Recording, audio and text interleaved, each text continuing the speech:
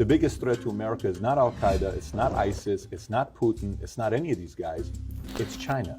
You really believe that? I believe it. I think it's the most consequential, existential threat. From 2011 to 2013, they poured more concrete than we did in the entire 20th century. Is that a factual statement? That's a factual statement. They had 100 years of bad luck, and now they're back on top. They are still, in their minds, perfecting their ability to control people. At any moment, this thing could become unraveled. Who are you more concerned about, the totalitarian regime or the large technology company? Today, they have the same business model. Really? You're talking about having to change a lot of things for us to move forward. No. What you can criticize is the policies of the government that allowed for the behavior to occur in the first place. That's a strong statement, Stu. Not only can you not opt out, you don't know who owns the data. Everything that you do can be watched. Is it political? To me, it's not political. It's not about quid pro quo. It's about adopting Xi Jinping's worldview. There is terabytes and terabytes of data that's created about you, and you have no control over it. All right, today I have a special guest, General Robert Spalding, who wrote a book called Stealth War: How China Took Over While America's Elite Slept. He was the former senior director of strategy at the National Security Council when I think Trump tweeted out something in 2014. And he said, remember, China is not our friends or not our ally. And he got like 300 retweets. It wasn't something big. He tweeted this back in 2014 or 2015. And then all of a sudden, you know, one day, everybody in the news is talking about 5G. And prior to that day, we weren't really talking about it. And all of a sudden, hey, we got to be the leader in 5G. I'm like, 5G? So I'm going to start looking 5G. Okay, 1G, 2G, 3G. 1G is the regular phone back in the days. 2G is whatever. 3G is the iPhone, you know, and then 4G is the latest phone. And then now 5G is going to be changing the game. And most people go to, well, 5G is just a faster phone, right? Because that's what initially, we've always seen the G linked to a phone. Oh my gosh, I can download a movie in 3.6 seconds now on Netflix, a 2-hour movie, where before it was 3 minutes or 6 minutes, whatever, right? When you think about 5G, what do you think about of 5G and the capabilities and what it can really do to whoever that has access to it? That's a good question. So if you go back to 2007, when the iPhone came out. 2007. The top 5 in market cap were AT&T, General Electric, Microsoft, ExxonMobil, and Shell. Right? The phone comes out in 2007. I had one, 3G network. It's not a very good experience. 4G network comes out. By the way, we're the second country in the world to build a 4G network. Now you've got something, right? So when Steve Ballmer laughed at Steve Jobs, said, we don't need one of those. When you took the platform, which was the iPhone, and you married it up to the 4G network, which was the pipe for data, and it was a fast enough pipe, now you could create the apps, services, and business models that in 10 years led to the top 5 in market cap being Facebook, Amazon, Netflix, Google, and Microsoft. Right? So the Chinese see this and they're like, the platform and the pipe. So the smartphone, this iPhone, you know, which was the first one, then Android. So Apple and Google, right, dominate the mobile platform that the app services and business models of that economy are built on. Now look at the iPhone. It's a hardware, software, tightly integrated, closed-walled system like Steve Jobs liked, and the data was encrypted. Why was the data encrypted? Why did San Bernardino happen? Because Apple's an American company, right? They know you want privacy. They encrypt their phone. So now you've got the platform, and Android also went on to encrypt their platform. So both encrypted, right? So private devices. Take the cloud away from it. Just look at the device itself. Sure. It's meant to be a private device. Why? It's American product. Fast forward, you know, to 2009. China starts to look at that. Says, okay, we want to dominate the next level, right? Not just the technology. We want the apps, services, and business models to be Chinese companies. And so Huawei gets hundreds of billions of dollars to develop 5G and ZTE. But then you have Baidu, Alibaba, and Tencent. So they're behind the Chinese firewall. They're protected. You can't have the fangs going in there. It's just the bats that control the e-economy within China. And then you start, at the same time you're developing 5G, right, the platform, and I'll get to that in a second, but you're also developing Baidu, Alibaba, and Tencent. So now when you walk into, and you're starting to see the emergence of the 5G world in China. So you walk into a restaurant after you've ordered your food, and a camera picks you up and you say, hey, David, welcome, here's your food, right? So you're starting to get the feel of what a 5G world is. And what is a 5G world? The platform is the network. So this is mobile computing paired with a pipe. 5G is computing and networking combined on the same platform. So this goes away. You walk outside your door and you say Uber. You don't get on your phone and say, I want an Uber. You just say Uber. Camera picks up your face or a microphone picks up you. Come on. That's what 5G is. That's what 5G is. And then the Uber shows up. There's a camera on the car that sees you, knows who you are, don't have to ask you your name. You get in and you go to wherever you want. You get out and you go do whatever you want. So in this world, in the 4G world, this is a platform. It's yours, right? You don't want to be part of that, all of that data. Remember we just talked about how do you influence society? You don't want all that data to be out there about what you're doing. Just don't carry one of these, right? Just opt out. In a 5G world, you cannot opt out. Who owns the data? This, you could conceivably say, you lease the data on here you own. If you're getting Google services, you don't own that data. But in the 5G world, not only can you not opt out because it's built around the city, it's not in your phone anymore. Not only can you not opt out, you don't know who owns the data. Everything that you do can be watched. And for every person by 2022, there's going to be, there's 2 cameras for every person. There's two people for every camera in China by 2022. They have 1 billion right now on surveillance. Right, A billion cameras in China right now. With artificial intelligence for facial recognition, right? So all of this is getting built right now in China. And who's helping them do it? Microsoft, Google, right? All of these companies that want to deploy this world into our country.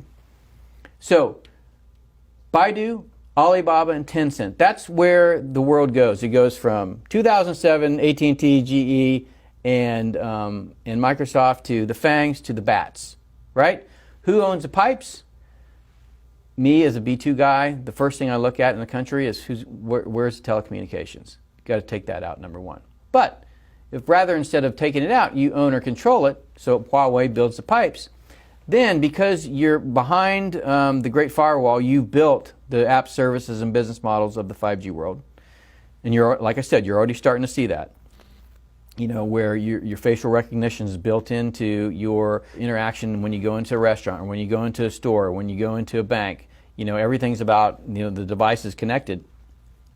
Then as you build the network, then those proliferate. So 4G network, 10,000 devices per square mile. 5G network, 3 million devices per square mile.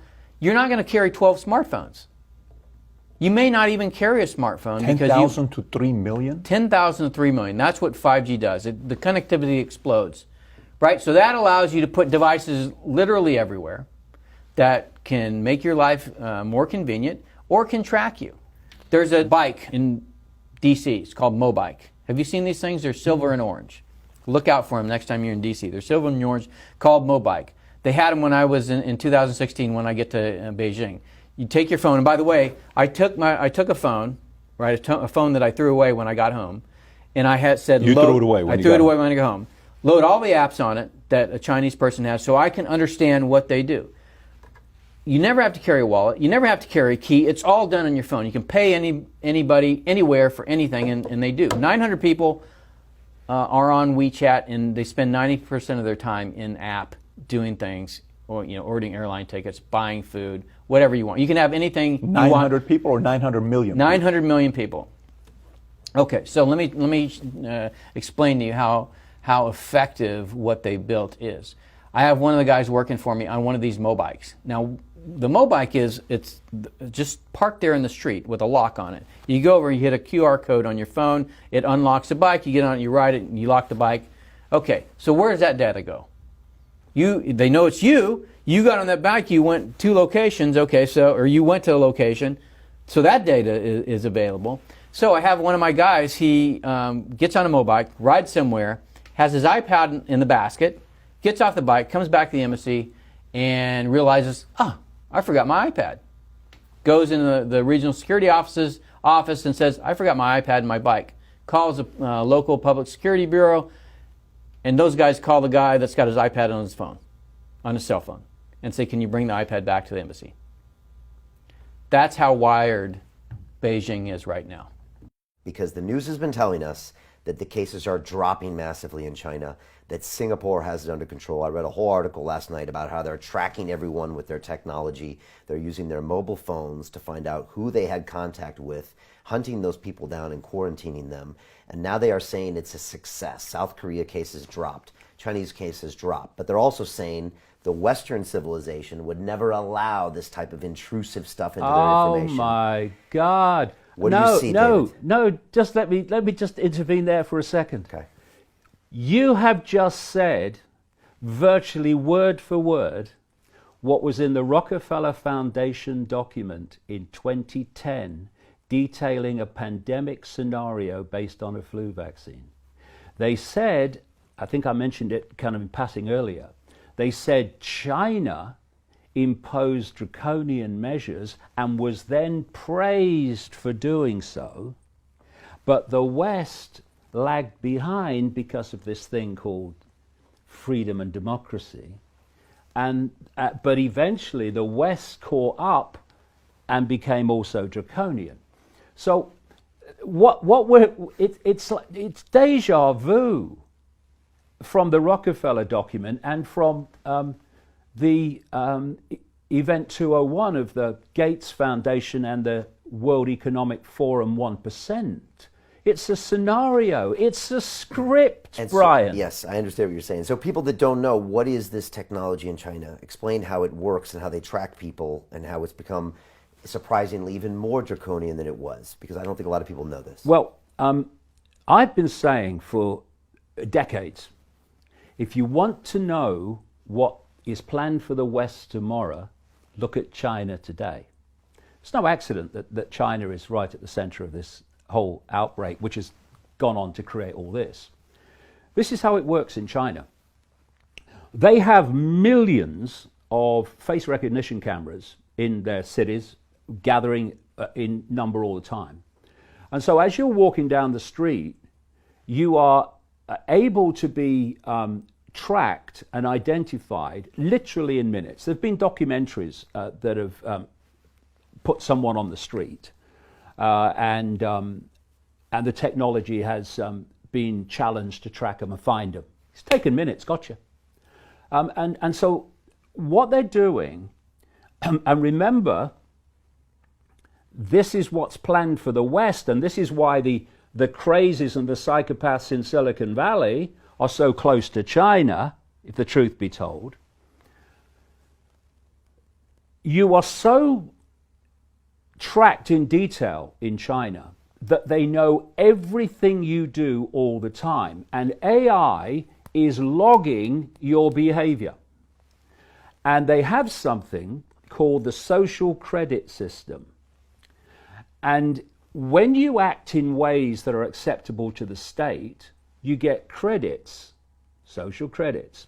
When you act in ways that the state doesn't want you to behave, you get credits taken away. And when you fall below a certain level, consequences kick in. How many people know that millions of Chinese people have been banned from flying? Millions of Chinese people have been banned from going on trains because their social credit score has fallen below the acceptable level.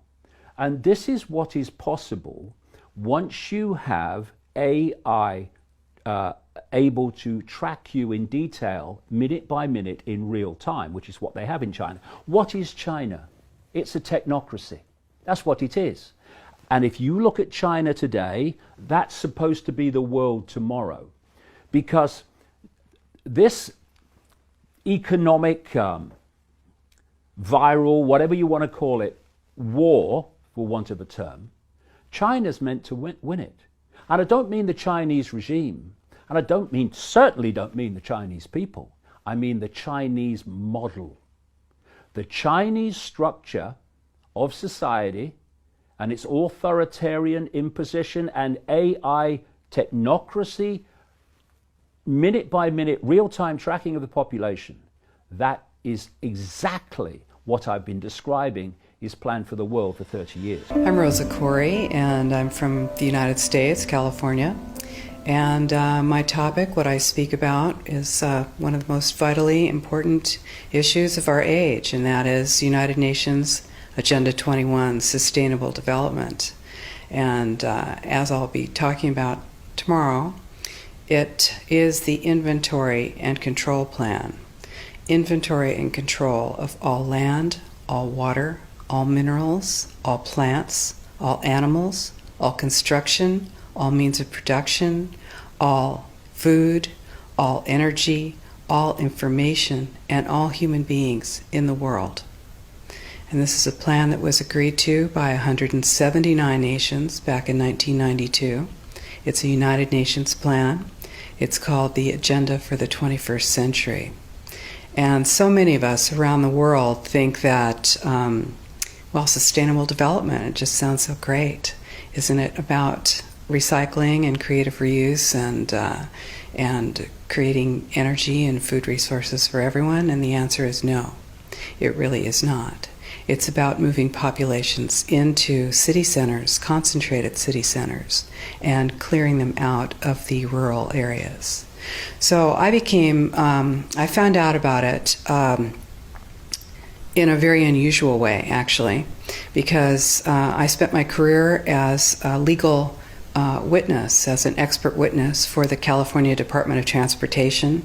I'm an expert in land use and land valuation, and my specialty is in eminent domain valuation. So, of course, I was valuing property for the government so that the government could acquire that property for road projects. And what I found about 10 years ago land, actually, it was very difficult to say what it was worth because you couldn't know what people could do with it because they were being restricted from using their property. And as I explored that and found that it wasn't just in the San Francisco Bay Area where I was working, it was in fact all across the nation and the world, I looked behind that and I found United Nations Agenda 21, Sustainable Development. We created the Post-Sustainability Institute was in order to sue. We sued our local government, and right now we're suing higher up in order to stop regional plans, because regionalization is the stepping stone to globalization, and globalization is the standardization of all systems. So that includes water, law enforcement, education, energy. All systems have to be brought into harmony in order to control them all. Because when systems don't meet, when they're out of balance or not in sync with one another, they can't be controlled centrally. And the goal of Agenda 21 is one world government and total control from a central unit. Like I said, it's going to be compulsory for 4-year-olds. Parents actually have very little rights because the state has decided to make it compulsory. It's not, like I said, just an isolated case. It's actually a strategic movement that is being rolled out globally. It's being pushed by the United Nations, something called Agenda 2030, that is pushing what we're calling compulsory sex education into all schools worldwide. The North American Union is the same concept as the European Union, the African Union, and the soon-to-be Asian Union, and the same people are behind all of them. And, when the time is right, the North American Union, the European Union, the African Union, and the Asian Union will be merged together, forming the final stages of a plan these men have been working on for over 60 years. A one-world government.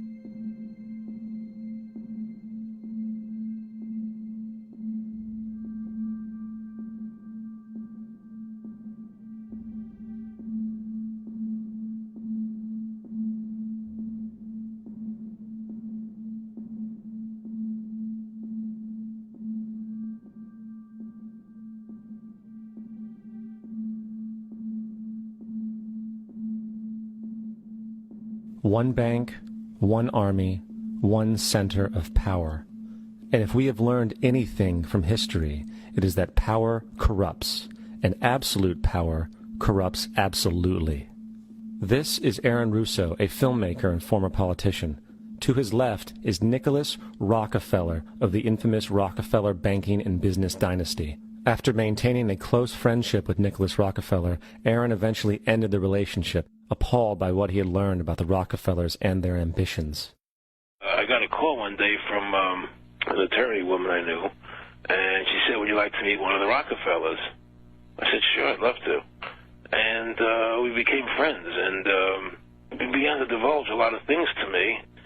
So he said to me one night, he said that there's going to be an event there, and out of that event, you're going to see we're going to go into Afghanistan, so we can run pipelines from the Caspian Sea. We're going to go into Iraq to take the oil and establish a base in the Middle East, and we're going to go into Venezuela and try and get rid of Chavez. And the first two they've accomplished. Chavez they didn't accomplish. And he said you're going to see guys going into caves looking for looking for people that they're never going to find. You know, he was laughing about the fact that you have this war on terror. There's no real enemy. He's talking about how by having this war on terror, you can never win it because so it's an eternal war, and so you can always keep taking people's liberties away. And I said, how are you going to convince people that this war is real? He said, but the media can convince everybody it's real. I mean, you know, it's just that you keep talking about things, you keep saying it over and over and over again, and eventually people believe it. You know, you created the Federal Reserve in 1913 through lies. You create 9/11, which is another lie. Through 9/11, then you're fighting a war on terror, and now all of a sudden you go into Iraq, which was another lie, and now they're going to do Iran.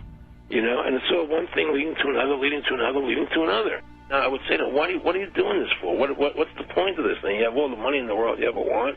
You have all the power. I said, you know, you're hurting people. It's not a good thing. And he would say, what do you care about the people for? Take care of yourself and you take care of your family. And then I said to him, what are the ultimate goals here? He said, the ultimate goal is to get everybody in this world chipped with the RFID chip and have all money be on those chips and everything on those chips. And if anybody wants to protest what we do or violate what we want, we just turn off their chip. That's right, microchipped. In 2005, Congress, under the pretense of immigration control and the so-called war on terrorism, passed the Real ID Act, under which it is projected by May 2008, you will be required to carry around a federal identification card, which includes on it a scannable barcode with your personal information. However, this barcode is only an intermediary step before the card is equipped with a VeriChip RFID tracking module, which will use radio frequencies to track your every move on the planet. If this sounds foreign to you, please note that the RFID tracking chip is already in all new American passports. And the final step is the implanted chip, which many people have already been manipulated into accepting under different pretenses. We have a Florida family who are really pioneers in a brave new world. They have volunteered to be the first ever to have microchip identification devices implanted into their body. After 9/11, I was really concerned with the security of my family. I wouldn't mind having something planted permanently in my arm that would identify me. In the end, everybody will be locked into a monitored control grid where every single action you perform is documented. And if you get out of line, they can just turn off your chip, for at that point in time, every single aspect of society will revolve around interactions with the chips. This is the picture that is painted for the future if you open your eyes to see it. A centralized one-world economy where everyone's moves and everyone's transactions are tracked and monitored, all rights removed. The most incredible aspect of all, these totalitarian elements will not be forced upon the people will demand them. For the social manipulation of society through the generation of fear and division has completely detached humans from their sense of power and reality, a process which has been going on for centuries if not millennia. You had better wake up and understand that there are people who are guiding your life and you don't even know it. We're in a lot of trouble because you people and 62 million other Americans are listening to me right now because less than 3% of you people read books. Because less than 15% of you read newspapers. Because the only truth you know is what you get over this tube. Right now, there is an entire generation that never knew anything that didn't come out of this tube. This tube is the gospel, the ultimate revelation. This tube can make or break presidents, popes, prime ministers. This tube is the most awesome goddamn force, and woe is us if it ever falls into the hands of the wrong people. And when the largest company in the world controls the most awesome goddamn propaganda force, who knows what shit will be peddled for truth on this network. So you listen to me. Listen to me. Television is not the truth. Television is a goddamn amusement park. Television is a circus, a carnival, a traveling troupe of acrobats, storytellers, dancers, singers, jugglers, sideshow freaks, lion tamers, and football players. We're in the boredom-killing business. But you people sit there day after day, night after night, all ages, colors, creeds. We're all you know. You're beginning to believe the illusions we're spinning here. You're beginning to think that the tube is reality and that your own lives are unreal. You do whatever the tube tells you. You dress like the tube. You eat like the tube. You raise your children like the tube. You even think like the tube. This is mass madness, you maniacs. In God's name, you people are the real thing. We are the illusion.